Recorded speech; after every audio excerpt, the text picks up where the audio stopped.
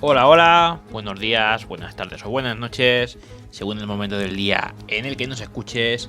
Bienvenidos a este podcast, bienvenidos a F1 Everyday, que próximamente puede ser que cambie el nombre, puede ser. Estaba pensando nombres para tratar de simplificar, o sea, la esencia en principio sería la misma, pero tal vez llamarlo F1 ED Podcast. Bueno, es una de las primeras noticias que tengo del día. Empezamos el día fuerte. En 30 segundos ya anuncié un cambio de nombre. Pero bueno, de momento hoy es F1 Everyday todavía. Ya para la próxima veremos si hay cambio, si no hay cambio. En un día en el cual pues la temporada 2022 ya vamos viendo un poco de luz al final del túnel de cómo van a ser los coches. Ya hemos visto 3 presentaciones. Dos de ellas tenemos muy poquito que decir, que es la de Haas y la de Red Bull, que han sido básicamente la maqueta que presentó la FIA en Silverstone del año pasado, pero con los colores del equipo, colores nuevos. Esa es la única novedad. El otro coche, pues sí, tenemos el Aston Martin, que ese coche además se nota que no es la maqueta, que ya tiene sus cositas, sus cambios. Ya hemos visto tanto en el alerón delantero, esas rejillas que a mí por lo menos me han encantado, me recuerdan a los Renault R25 y R26 de Fernando Alonso. Y bueno, ya son cosas que se van empezando a ver y que parecen muy interesantes. Aunque el episodio de hoy no tiene tanto que ver con las presentaciones de los coches, sino con el reglamento de este año 2022. Madre mía, estaba pensando de qué iba a ir este episodio. Sabéis que en el episodio anterior dije que iba a hacer como una especie de sección, ¿no? del reglamento de los elementos, ¿no? que tienen los coches. Entonces no sabía por dónde tirarle, si iba por aerodinámica, por neumáticos, por motor, por qué. Pero he considerado que lo mejor tal vez sería, a modo de introducción, ver qué es lo que va a pasar en el reglamento de este año 2022, que como bien sabéis hay un cambio, va a haber un cambio bastante grande. Entonces va a ser una buena introducción y una buena hoja de ruta para luego ir ahondando e ir yendo a más, ¿no? En cada elemento. Y además van a haber muchos elementos que, tal y como vais a ver en este episodio, se van a quedar obsoletos a partir de esta próxima temporada. Elementos sobre todo aerodinámicos. Entonces, pues sin más dilación vamos a ir a ello. En resumen, los cambios, pues va a haber cambios en cuanto a aerodinámica, cambios en cuanto a conducción, cambios en cuanto a que los equipos van a estar menos horas en el túnel del viento, cambios en todo lo que es el sistema de llantas, neumáticos, suspensión, etcétera. Cambio también en el peso del coche y cambios por último en los coches en sí, que ya no van a ser tan frágiles como otras temporadas. Van a tratar de hacer coches más sólidos, que no se rompan tanto. Sobre todo también lo que va a influir es que va a haber menos elementos aerodinámicos, y entonces al no romperse esas cosas, pues el coche no pierde tanto tiempo por vuelta, y puede haber más competición también, porque ahora al más mínimo toque un coche sale dañado y puede perder, por lo dicho, mucho tiempo por vuelta, o pueden quedar trozos de fibra de carbono suelto por la pista que pueda provocar algún pinchazo. Y eso es algo que van a tratar de cambiar este año, para que pueda haber más luchas cuerpo a cuerpo, más toques si es necesario y sin mayor consecuencias para los coches.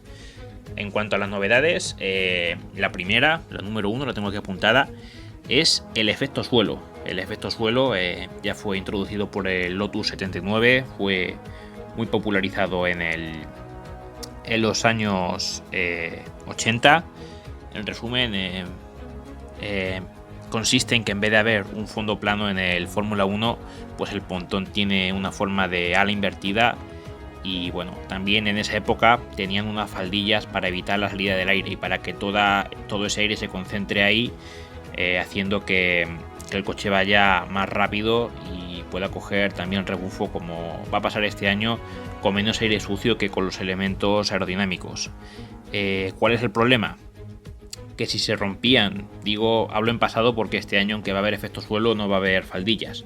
Si se rompía una de esas faldillas, el coche quedaba muy descompensado y podía haber accidentes. De hecho, hubo accidentes muy graves, uno de ellos falleció, Patrick Depailler. O sea, he estado viendo el vídeo de Garaje Hermético en el cual comentaba el fallecimiento de este piloto, que por cierto era muy bueno. Hay por ahí un vídeo, una onboard, que si no la habéis visto os la recomiendo, de este hombre, de Patrick Depailler, en Canadá, en el circuito Gilles Villeneuve, pilotando en mojado, y si no me equivoco llevaba neumáticos slips. O sea, flipas el talento que tenía este tipo. Y yo sabía que falleció en un accidente, pero no sabía que era causa de que se rompiera una faldilla del efecto suelo, no, de una faldilla del coche, que hace que se descompense la entrada del aire, porque hay por un lado y faldilla por el otro, ¿no? Entonces es mucho más difícil de conducir y puede haber accidentes tremendos. Entonces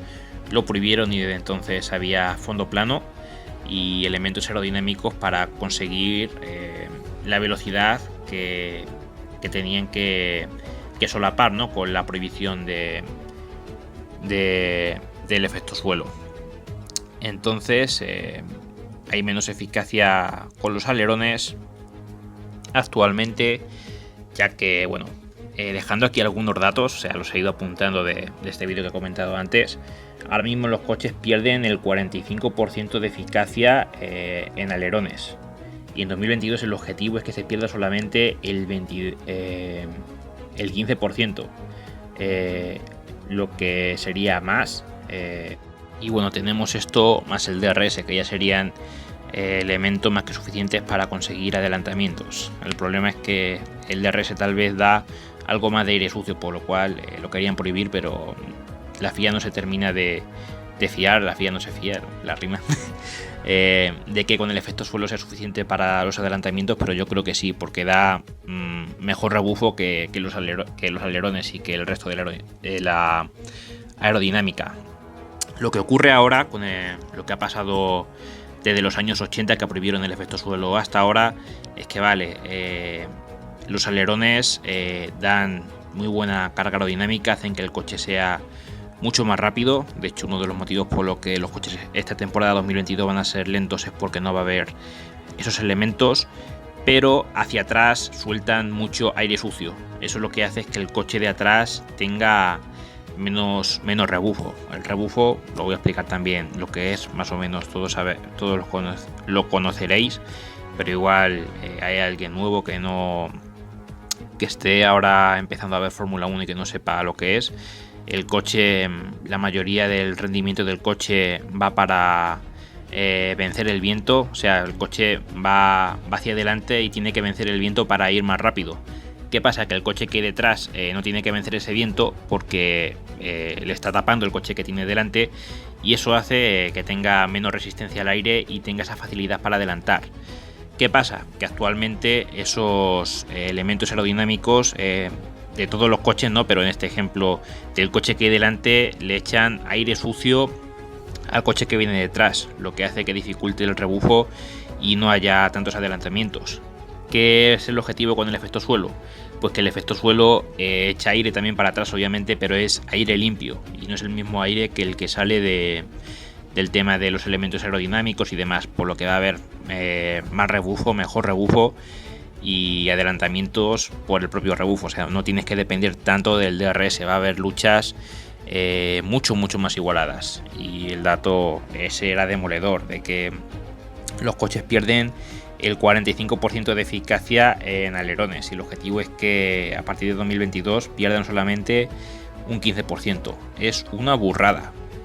Luego también, hablando de tema de porcentajes, un coche de 2021 pierde un 86% de carga aerodinámica. O sea, cuando está un coche detrás de otro intentando adelantar, pierde un 86% de carga aerodinámica. O sea, solamente tiene un 14% de carga para adelantar al coche que tenga delante. Por eso los adelantamientos hasta ahora son tan complicados. El objetivo para 2022 es que baje al 45%. O sea, tendría más de la mitad, un 55%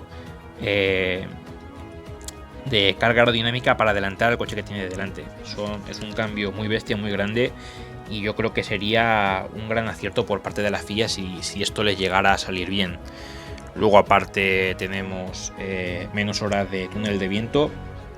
Además, las horas del túnel de viento va a variar según los equipos que mejores resultados tengan y los que peores resultados. Los que tengan mejor resultado tendrán menos horas y los que peores resultados tengan tendrán más horas de túnel de viento. Esa es otra de las novedades de este reglamento. También se congelan la evolución de la caja de cambios y el perímetro es mayor tanto en llantas como en los frenos. Luego además tenemos que el rendimiento de los neumáticos es una incógnita muy grande, no sabemos cómo va a salir. Entonces hay X. La conducción, bueno, en primer lugar tenemos que decir que los coches van a ser más lentos. Evidentemente, si pierden estos elementos aerodinámicos, pues los coches van a ir un poquito más lento en curva y en recta casi que seguramente también, salvo cuando cojan rebufo del coche que tengan delante, que ahí sí van a ser auténticas balas, pero por lo general van a ser coches más lentos que esta temporada. ¿Van a ser más fáciles de conducir por ser más lentos? Pues la respuesta es que no.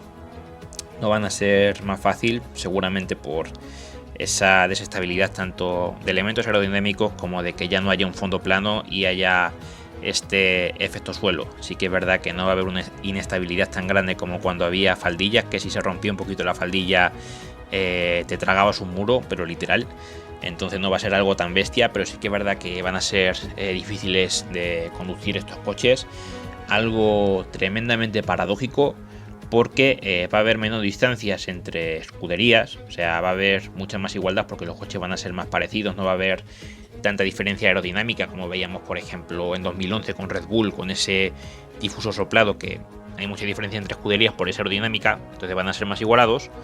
Pero entre pilotos sí que es verdad que cuando haya un piloto que sobresalga mucho sobre su compañero de equipo, va a sobresalir más todavía, porque el que sea peor piloto le va a costar mucho dominar el coche, van a ser coches más nerviosos, más inestables, y el piloto que sea realmente bueno pues sí que va a poder marcar diferencias esta temporada. Entonces el piloto ganará protagonismo y yo creo que también es una muy buena noticia, porque normalmente el piloto depende mucho del coche, y si en este año va a estar igualado los coches y entre pilotos va a haber más diferencia entre el mejor y el menos bueno, yo creo que es una buena noticia para la competición, ¿no? Las carreras también serán más igualadas, las estrategias serán más importantes todavía que antes, porque ante tanta igualdad los cambios en pit lane van a ser de infarto, van a ser muy decisivos, más que antes incluso, porque no va a haber una dominancia tan grande como Mercedes. Ahora mismo Mercedes pues con Hamilton podían tener fallos en pit stop, pero no serían tan señalados como ahora, que van a estar todos más pegados. Si el líder tiene un problema en pit lane, se va al fondo de la parrilla, cuando hasta ahora no ha sido así, porque un piloto tenía mucha ventaja sobre el que iba detrás y perdía pocos puestos. Entonces es otra vertiente a tener en cuenta. Estamos hablando mucho de elementos aerodinámicos que van a cambiar, que lo van a quitar. ¿Qué elementos son estos elementos aerodinámicos? Pues el alerón delantero, que va a ser mucho más simple. No van a necesitar tantos elementos aerodinámicos como antes, porque como va a haber menos turbulencia de los coches de adelante, pues no van a tener que ser tan elaborados. ¿Es una desventaja? Pues en principio podría parecer que sí, porque van a ser más lentos y en curva también, y va a ser el coche más inestable, pero no van a ser necesarios. Además, si para todos es así, pues tampoco van a recibir aire sucio del de delante, porque el de delante tampoco va a llevar alerones tan elaborados. Entonces esos alerones delanteros más simples es uno de los elementos que va a cambiar. Van a quitar también los baseboard, que no son necesarios tampoco. En definitiva, pues los morros, los pontones con el efecto suelo, el alerón trasero también va a ser distinto. La cubierta motor va a tener también algunos ligeros cambios, y va a ser pues un coches más que más fuertes, menos frágiles entre los toques. Va a haber una menos pérdida de eficacia cuando, pues evidentemente ahora si te tocabas rompías un elemento de estos aerodinámicos y perdías mucho tiempo por vuelta. Ahora ya van a ser los coches más fuertes, y sin estos elementos pues el coche va a ir más rápido. Al no romperse no va a haber tantos trozos de fibra de carbono en el suelo, por lo que va a haber menos pinchazos. Entonces hay mucha ventaja en en este nuevo reglamento. Más elementos que voy a nombrar ahora mismo para después repetirlo de la página de Soymotor. Pues el peso del coche cambia, va desde los 743 kilos que pesaba ahora hasta los 768 kilos. Las llantas van a ser más grandes, va a crecer también la masa del neumático, el uso de las partes estandarizadas va a ser de menor coste, va a haber nuevos componentes de seguridad, ya que los crash tests van a ser bastante más exigentes para que haya menos accidentes graves. En cuanto a la unidad de potencia, pues se mantiene la actual con el mismo número de elementos permitidos: el motor de combustión interno, el turbo, el MGUK, el MGUH, la batería y la centralita electrónica. Se reduce también el coste de la centralita por el incremento de peso. Solo se pueden usar materiales comercialmente disponibles, no de otra rareza. El turno y batería se pueden comprar a diversos fabricantes, evitando la exclusividad, y la bomba de combustible es igual para todos. Es obligatorio que el motorista dé a los clientes la misma especificación. El sistema de combustible está estandarizado para todos los equipos. Bueno, ya hemos hablado, ¿no?, de la norma aerodinámica, por lo cual lo vamos a dejar para el final, para darle ya el repaso final. En cuanto al sistema de transmisión, pues se congela su desarrollo para reducir costes, en lo que habíamos dicho de la caja de cambios. Se establecen las dimensiones exactas de la caja de cambios. Se permite un rediseño completo cada 5 años, ojo, 5 añacos. En cuanto a la suspensión, llantas y neumáticos, se prohíbe, suspensiones muy simplificadas, se prohíbe cualquier sistema hidráulico en ellas, cualquiera, haciendo como un Williams del año 92.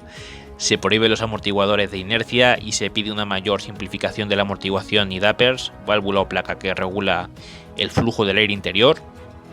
Las restricciones cinemáticas para evitar el desarrollo de las llantas, tema que antes estaba completamente desregulado, había ahí un vacío legal. Separación de la estructura de suspensión y su carenado. Llantas más grandes, 18 pulgadas, con suministrador estándar. Se mantienen los calentadores de gomas, pero a menor coste, solo hasta 2022. Diseño obligatorio y predefinido de los bujes, tuercas y sistema de retención de las llantas. En cuanto a materiales, se redactan de nuevo toda la normativa de materiales permitidos para obtener unos costes razonables. Mucha incidencia en el tema de los costes para que no haya equipos muy superiores a otros por este tema. Reducción primaria de costes con el uso de materiales metálicos. Se mantienen los materiales de combustible y todos los materiales deben estar en el mercado y no ser de nuevo desarrollo, pues. Hay más cambios incluso, en este reglamento. Lo que pasa es que el episodio ya se me iba a hacer demasiado largo y no es el plan, pero bueno, en resumen es lo que queda de la clasificación de los componentes para reducir costes. Va a haber también mejora en seguridad, cambios en la normativa deportiva y en la normativa financiera. Esos son los 4 puntos que me han faltado. Pero vamos, que lo que más va a influir, sobre todo lo más importante, y lo digo ahora que tengo aquí un Fórmula 1 estándar del año 2022, es la aerodinámica. La aerodinámica va a marcar un antes y un después. El hecho de que vuelva el efecto suelo, que va a dar aire más limpio y va a hacer que el coche coja mejores rebujos. El hecho de que quiten elementos aerodinámicos que no hacían más que pasar aire sucio para detrás y evitar los adelantamientos. Y ya, si quitas el DRS, rematas, porque el DRS facilita los adelantamientos, pero no sé, es un elemento aerodinámico. Si queremos simplificar, yo creo que casi que tendríamos que quitarlo también. Y a falta de eso, pues yo creo que es lo más importante, la aerodinámica. Luego, algo que va a ser muy visible también va a ser el uso de los tapacubos, que la rueda, la llanta, la suspensión va a ser todo mucho más grande. Incluso el disco de freno, aquí tengo apuntado que va a ser mucho más grande el disco de freno. Bueno, si crece las llantas, evidentemente crece el disco de freno. pasa de 200, uy, va 700, me he ido, de 278 milímetros a 330, entonces son mucho más grandes. Va a llamar mucho la atención esos neumáticos más grandes, aunque no se va a ver tanto por los tapacubos, pero van a ser coches estéticamente distintos, se van a ver muy distintos. Ya vimos que era distinto en la presentación en Silverstone, ya estamos viendo, aunque sean maquetas, el Red Bull y el Haas son distintos, el Aston Martin es distinto y van a ser, pues eso, estéticamente distintos. Pero en cuanto a rendimiento, ya digo, lo más importante, la aerodinámica. Lo he repetido yo unas cuantas veces, pero es que es lo que más se va a ver. La conducción, como decía, también va a ser distinta, porque va a haber pilotos que tal vez el año pasado estaban más igualados, y ahora con esto de que los coches sean más inestables, pues se ve qué piloto es mejor que el otro. No dependen tanto del coche para demostrar ese talento, y lo demás es que no va a ser tan visible. El peso pues no va a ser tan visible, aunque sea, bueno, a ver, se puede intuir porque los coches van a ser más lentos, pero eso también puede ser por menos elementos aerodinámicos, entonces tampoco se va a ver tanto. Y los coches más frágiles pues tal vez se ven menos pinchazos, que los toques hay menos consecuencias que otras veces, no tienen que pasar por pit lane, no tienen esos trozos aerodinámicos que en fibra de carbono son auténticas cuchillas y que causaban pues tantos pinchazos, tantos cambios por pit lane, se va a notar.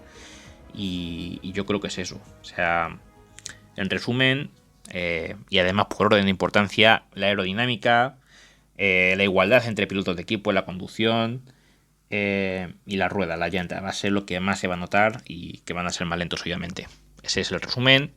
Y bueno, hasta aquí llega el episodio de hoy, que ya me estoy enrollando, ya van 22 minutitos casi.